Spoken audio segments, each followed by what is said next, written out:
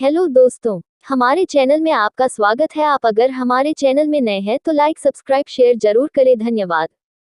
भगवान श्री कृष्ण ने कहा, हे अर्जुन, तुम मेरे बड़े ही प्रिय सखा हो।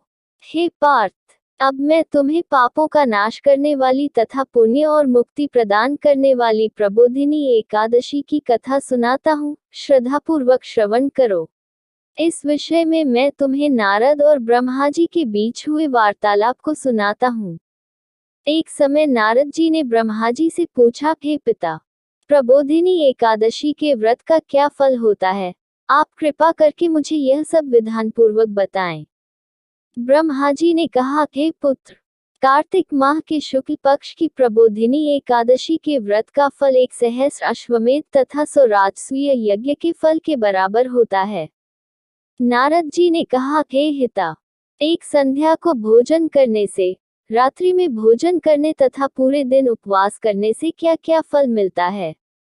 कृपा कर सविस्तार समझाए। ब्रह्मा जी ने कहा, हे नारद, एक संध्या को भोजन करने से 2 जन के तथा पूरे दिन उपवास करने से 7 जन के सभी पाप नष्ट हो जाते हैं। जिस वस्तु का त्रिलोक में मिलना दुष्कर है, वह वस्तु भी प्रबोधिनी एकादशी के व्रत से सहज ही प्राप्त हो जाती है। प्रबोधिनी एकादशी के व्रत के प्रभाव से बड़ा पाप भी क्षण मात्र में ही नष्ट हो जाता है। पूर्व जन्म के किए हुए अनेक बुरे कर्मों को प्रबोधिनी एकादशी का व्रत क्षण भर में नष्ट कर देता है। जो मनुष्य अपने स्वभावानुसार प्रबोधिनी एकादशी का विधान पूर्वक व्रत करते हैं, उन्हें पूर्ण फल प्राप्त होता है। हे पुत्र, जो मनुष्य श्रद्धापूर्वक इस दिन किंचित मात्र पुण्य करते हैं, उनका वह पुण्य पर्वत के समान अटल हो जाता है। जो मनुष्य अपने हृदय के अंदर ही ऐसा ध्यान करते हैं कि प्रबोधिनी एकादशी का व्रत करूंगा, उनके 100 जन्म के पाप नष्ट हो जाते हैं। जो मनुष्य प्रबोधिनी एकादशी को रात्रि जागरण करते हैं, उनकी बीती हुई तथा आने वाली 10 पीढ़ियां विष्णु लोक में जाकर वास करती हैं और नरक में अनेक कष्टों को भोगते हुए उनके पितृ विष्णु लोक में जाकर सुख भोगते हैं। हे नारद, ब्रह्महत्या आदि विकट पाप भी प्रबोधिनी एकादशी के दिन रात्रि को जागरण करने से नष्ट हो जाते हैं। प्रबोधिनी एकादशी को रात्रि को जागरण करने का फल अश्वमेध आदि यज्ञों के फल से भी ज्यादा होता है। सभी तीर्थों में जाने तथा गौ, स्वर्ण भूमि आदि के दान का फल प्रबोधिनी के रात्रि के जागरण के फल के बराबर होता है। हे पुत्र, इस संसार में उसी मनुष्य का जीवन सफल है, जिसने प्रबोधिनी एकादशी के व्रत द्वारा अपने कुल को पवित्र किया है। संसार में जितने भी तीर्थ हैं तथा जितने भी तीर्थों की आशा की जा सकती है, वह प्रबोधिनी एकादशी का व्रत करने वाले के घर में रहते हैं। प्राणी को सभी कर्मों को त्यागते हुए भगवान श्रीहरि की प्रसन्नता के लिए कार्तिक माह की प्रबोधिनी एकादशी का व्रत अवश्य करना चाहिए। जो मनुष्य इस एकादशी व्रत को करता है, वह धनवान, योगी, तपस्वी तथा इंद्रियों को जीतने वाला होता है, क्योंकि एकादशी भगवान विष्णु की अत्यंत प्रिय है। इसके व्रत के प्रभाव से मनुष्य जन्म मरण के चक्र से मुक्त हो जाता है। इस एकादशी व्रत के प्रभाव से कायिक, वाचिक और मानसिक तीनों प्रकार के पापों का शमन हो जाता है। इस एकादशी के दिन जो मनुष्य भगवान विष्णु की प्राप्ति के लिए दान, तप, होम, यज्ञ आदि करते हैं, उन्हें अनंत पुण्य की प्राप्ति होती है। प्रबोधिनी एकादशी के दिन भगवान श्रीहरि का पूजन करने के बाद यौवन और वृद्धावस्था के सभी पाप नष्ट हो जाते हैं। इस एकादशी की रात्रि को जागरण करने का फल सूर्य ग्रहण के समय स्नान करने के फल से सहस्र गुना ज्यादा होता है।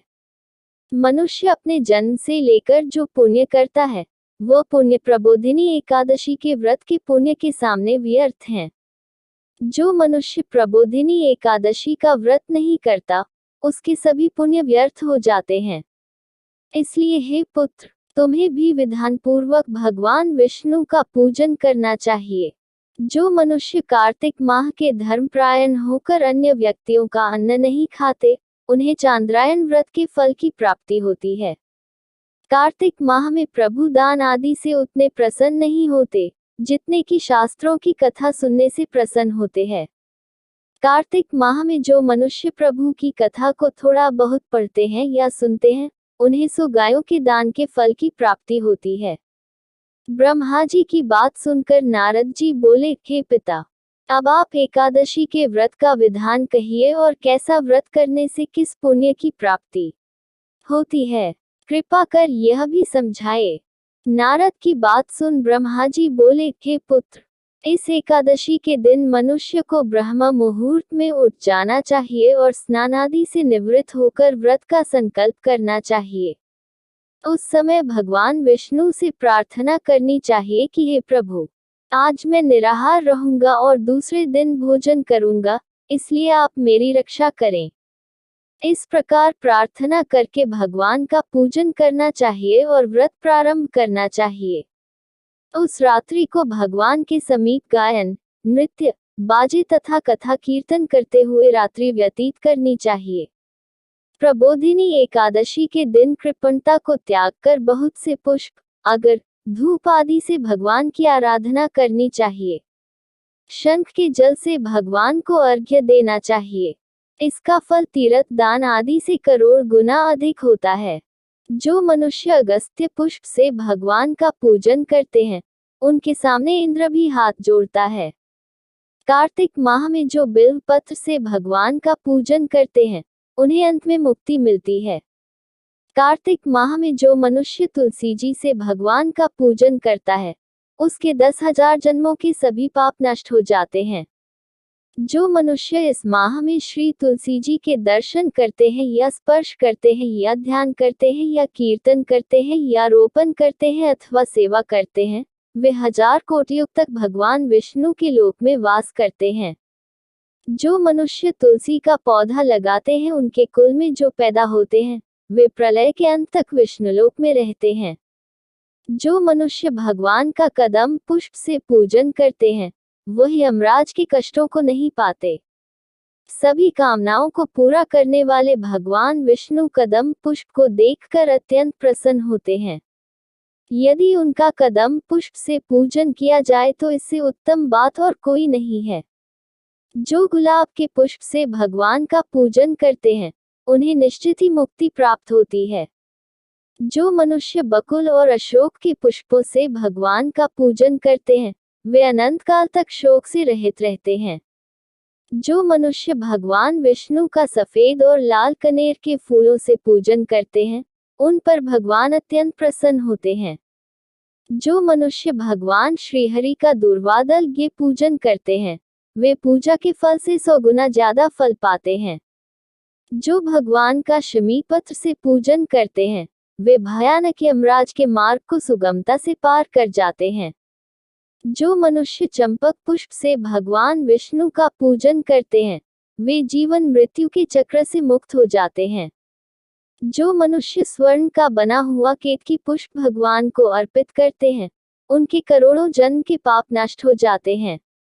जो मनुष्य पीले और रक्त वर्ण कमल के सुगंधित पुष्पों से भगवान का पूजन करते हैं, उन्हें श्वेत दीप में स्थान मिलता है। इस प्रकार रात्रि में भगवान का पूजन करके प्रातःकाल शुद्ध जल की नदी में स्नान करना चाहिए।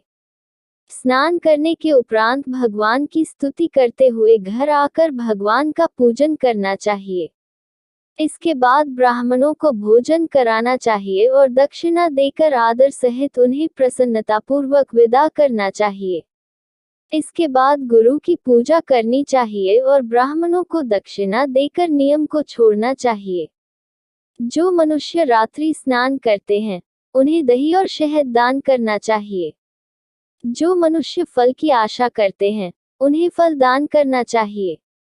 तेल की जगह घी और घी की जगह दूध, अन्नों में चावल दान करना चाहिए। जो मनुष्य इस व्रत में भूमि पर शयन करते हैं, उन्हें सब वस्तुओं सहित शया दान करना चाहिए।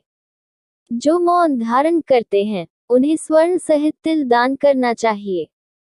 जो मनुष्य कार्तिक माह में खड़ाऊ धारण नहीं करते, उन्हें खड़ाऊ दान करने चाहिए। जो इस माह में नमक त्यागते हैं, उन्हें शक्कर दान करनी चाहिए। जो मनुष्य नित्य प्रति देव मंदिरों में दीपक जलाते हैं, उन्हें स्वर्ण या तांबे के दीपक को घी तथा बत्ती सहित दान करना चाहिए। जो मनुष्य चातुर्मास्य व्रत में किसी वस्तु को त्याग देते हैं, उन्हें उस दिन से उस वस्तु को पुनः ग्रहण करना चाहिए। जो मनुष्य प्रबोधिनी एकादशी के दिन विधानपूर्वक व्रत करते हैं, उन्हें अनंत सुख की प्राप्ति होती है और अंत में स्वर्ग को जाते हैं। जो मनुष्य चातुर्मास्य व्रत को बिना किसी बाधा के पूर्ण कर लेते हैं, उन्हें दोबारा जन्म नहीं लेना पड़ता। जिन मनुष्यों का व्रत खंडित हो जाता है, उन्हें दोबारा प्रारंभ कर लेना चाहिए। जो मनुष्य इस एकादशी के माहात्म्य को सुनते व पढ़ते हैं, अश्वमेध यज्ञ के फल की प्राप्ति होती है।